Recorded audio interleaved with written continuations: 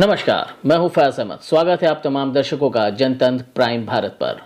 आइए नजर डालते हैं आज की कुछ खास खबरों पर। संख्या कांग्रेस प्रदेश अध्यक्ष शहनवाज आलम ने कहा कि योगी सरकार ने जातिगत जनगणना के मुद्दे पर यह बोलकर सदन को गुमराह किया है कि जातिगत जनगणना सिर्फ केंद्र करा सकती है। या इस झूठ के लिए योगी सरकार को प्रदेश के पिछड़े समाज के लोगों से माफी मांगनी चाहिए। कांग्रेस मुख्यालय से जारी बयान में उन्होंने कहा कि बिहार की सरकार ने जब जातिगत जनगणना कराने की कोशिश की तब केंद्र सरकार ने भी सुप्रीम कोर्ट में यही तर्क दिया था कि राज्य सरकारें जातिगत जनगणना नहीं करा सकती और यह सिर्फ केंद्र सरकार का अधिकार है। लेकिन सुप्रीम कोर्ट ने केंद्र सरकार के तर्क को खारिज कर दिया था, जिसके बाद बिहार में जातिगत जनगणना शुरू हुआ और चौंकाने वाले तथ्य सामने आए कि बहुत मामूली संख्या वाली जातियां संसाधनों पर काबिज हैं। शहनवाज आलम ने कहा कि योगी सरकार सवर्ण और सामंती हितों से संचालित है, इसलिए पुलिस विभाग पर सिर्फ एक ही जाति का वर्चस्व दिख रहा, जिसके चलते दलित उत्पीड़न के मामले भी दर्ज नहीं हो पा रहे।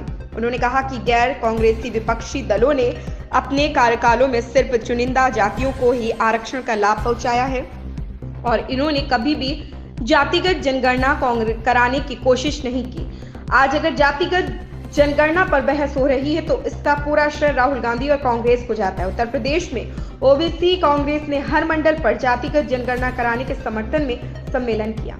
जातिगत जनगणना कराने का अधिकार राज्यों को है और इसी बुनियाद पे बिहार में जातिगत जनगणना हुआ, वहाँ की सरकार ने करवाया।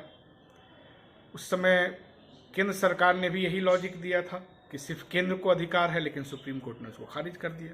तो कल विधानसभा में जिस तरह से भाजपा के नेता ने कहा कि जातिगत जनगणना हम इसलिए नहीं कराएंगे कि ये अधिकार सिर्फ लोकसभा का है या केंद्र सरकार का है, ये गलत है, ये गुमराह करने की कोशिश है, ये वंचित तबकों को उनके अधिकारों से और लंबे समय तक वंचित करने की कोशिश है, जिसके लिए उनको माफ़ी मांगना चाहिए प्रदेश भर के पिछड़ों से।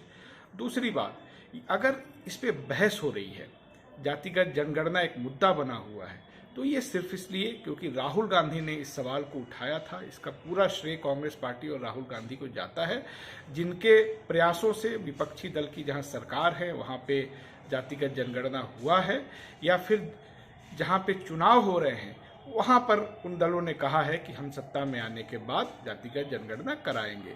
जो गैर कांग्रेसी विपक्षी दल हैं, गैर भाजपाई जो विपक्षी दल हैं, उन्होंने भी एक तरह से पिछड़ों को छलने का काम किया था। अपने शासनकाल में उन्होंने सिर्फ एक जाति या एक परिवार के लोगों तक ही तमाम संसाधनों को सीमित रखा, उसका बंटवारा नहीं किया।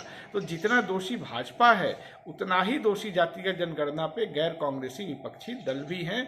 और अगर आज इसका पूरा बहस हो रहा है, इस पर ये इशू बन रहा है, अगर जागरूकता आई है लोगों में, तो ये सिर्फ राहुल गांधी के प्रयासों को इसका श्रेय जाता है।